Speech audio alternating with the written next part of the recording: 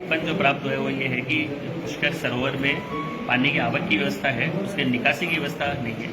जैसे बारिश का समय वो जब होता है तब तो सरोवर में पानी आता है फीडर्स के थ्रू और सब ओवरफ्लो हो जाता है, तो उसके निकास की कोई व्यवस्था नहीं है कि वहाँ से आप चैनलाइज करके गेट खोल के इसको कहीं निकास कर सकें। तो इस संबंध में एक ज्ञापन प्राप्त हुआ है कि सब पुष्कर सरोवर में पानी की निकास की व्यवस्था करें। पुष्कर में जो नाला क्षेत्र है वहाँ के सभी किसानों के द्वारा प्रशासन से यही मांग की है कि हमारा तीर्थ सरोवर जो है सभी की आस्था का केंद्र है। अतिवृष्टि के कारण उसमें अत्यधिक वर्षा का पानी आ जाता है, उसमें क्षेत्र का गंदा पानी भी जाता है, तो उसके लिए सरोवर का एक निकास मार्ग तय होना चाहिए और भराव क्षमता भी तय होनी चाहिए। आज नाला क्षेत्र ही प्रभावित होता है, लेकिन आने वाले समय में अगर ज्यादा अतिवृष्टि होगी, क्योंकि हमारा जो पुष्कर क्षेत्र जिस तरह से बसा हुआ है एक कटोरे की आकृति में बसा हुआ है, चारों तरफ पहाड़ों से घिरा हुआ है, तो जरूरी नहीं कि वो नाला क्षेत्र ही अतिवृष्टि में डूबे। कभी अगर ज्यादा बारिश होगी तो पुष्कर पूरा भी उस दायरे में आ सकता है। इसलिए प्रशासन से यही मांग करते हैं कि हमारी तीर्थराज सरोवर जो है उसके लिए निकास द्वार बनाया जाए और एक भराव क्षमता तय की जाए ताकि किसी को भी कोई परेशानी नहीं हो, और प्रशासन इसको शीघ्रता से पूरा करने का भी आश्वासन दिया है। और हम क्षेत्रवासियों से भी यही मांग करते हैं कि सभी प्रेम से रह करके इस विषय को निपटाएं, एक दूसरे पर आरोप प्रत्यारोप नहीं करें। कुछ लोग प्रशासन को गुमराह करने के लिए ऐसी शिकायतें सदैव देते हैं, लेकिन वो स्वयं अपने गिरबान में झांक करके देखें तो वो भी कई सारी गलतियों के दायरे में आते हैं। तो हम यही मांग करते हैं कि प्रशासन जल्दी से जल्दी पुष्कर की पवित्रता बनाए रखने के लिए निकास द्वार तय करें। जो होटल बन रखे हैं उनको लेकर भी नोटिस दिए नगर पालिका, क्या कहेंगे? नगर पालिका ने जिस प्रकार से नोटिस दिए हैं तो उसमें ये अवैध शब्द लिखा हुआ है, तो अवैध के दायरे में पुष्कर की कई सारी गतिविधियां आती है। सिर्फ नगर पालिका में अवैध गतिविधियां होटलों में ही नहीं चल रही है, यहाँ की अन्य भी व्यवसायिक गतिविधियां हैं वो सारी अवैध चल रही है। और अगर जितनी वैध हैं वो किस प्रकार से वैध हुई है, तो नगर पालिका ये तय कर दे कि आप जो अवैध है उन्हें वैध करने की प्रक्रिया पूरी करें, तो सभी किसान और सभी व्यवसायी ये भी इसी चीज के लिए भी तैयार है कि उन वैध गतिविधियों में शामिल हो सकते हैं, क्योंकि अवैध गतिविधियां कुछ नहीं होती है, क्योंकि जो पावर में होते हैं वो तो सब काम करवा सकते हैं, लेकिन जो बेचारे किसान अपने जीवन यापन कर रहे हैं उनको अवैध घोषित किया जाता है। तो नगर पालिका से भी यही मांग करते हैं कि आप एक वो तय करें कि आप इनको वैध कराने के लिए जो प्रक्रिया है वो लागू करें।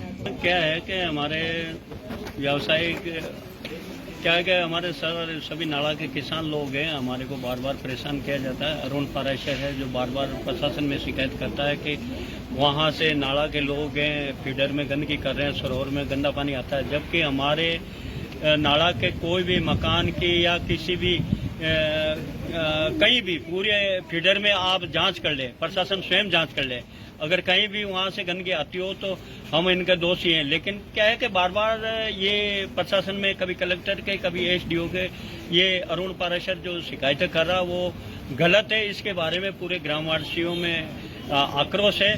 बशर्ते ये है कि खुद उसकी होटल जहाँ वहाँ पुरानी बावड़ी थी उस बावड़ी को पाट के उसकी होटल उसके ऊपर बनी हुई है।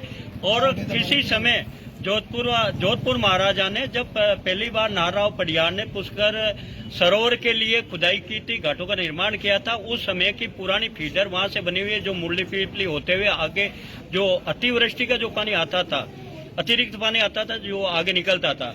अभी हमारे गाँव वालों की ये मांग है कि ये जो सरोवर में पानी आ रहा अतिवृष्टि के समय अतिरिक्त पानी है उसके निकासी के लिए सरकार की ओर से व्यवस्था की जाए। जब फीडर बनी थी उस समय हमारे को आश्वासन दिया था कि अतिवृष्टि के समय जो पिछले की स्थिति में जो पानी आया था तो उस पानी को निकालने के लिए फीडर की व्यवस्था की जाए या वहां आगे निकालने की जो व्यवस्था की जाए, उसको तो रोक दिया, फीडर बना दी। वो सबसे अच्छी बात है, सरोवर में पानी आना भी चाहिए।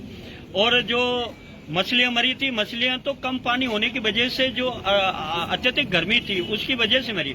दूसरा सरोवर में जो गंदा पानी जा रहा है, सबसे पहले गुरुद्वारा का है, गुरुद्वारा का आसपास का ओवरफ्लो होकर आए दिन है वो सरोवर में गंदा पानी जाता है।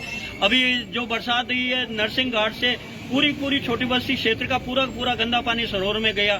सप्तऋषि घाट से पानी जा रहा है, बावरी घाट से वहां से उधर अरुण के होटल के सामने से बावरी घाट से जो पानी ओवरफ्लो होके जब वहां से बिजली नहीं होती है, कुओं का पानी नहीं जाता है, तो वो पानी भर के वो बावरी घाट से होकर सरोवर में जा रहा है। और बदनाम नाला ग्रामवासियों के जाता है, इस वजह से नाला ग्रामवासियों में आक्रोश है। हम क्रमवत प्रशासन से और सभी से निवेदन करते हैं कि हमारे को गांववासियों को ये बदनाम नहीं किया जाए और पानी के निकासी का प्रशासन उचित व्यवस्था आपका नाम बताइए। Ganpati mobile accessories point,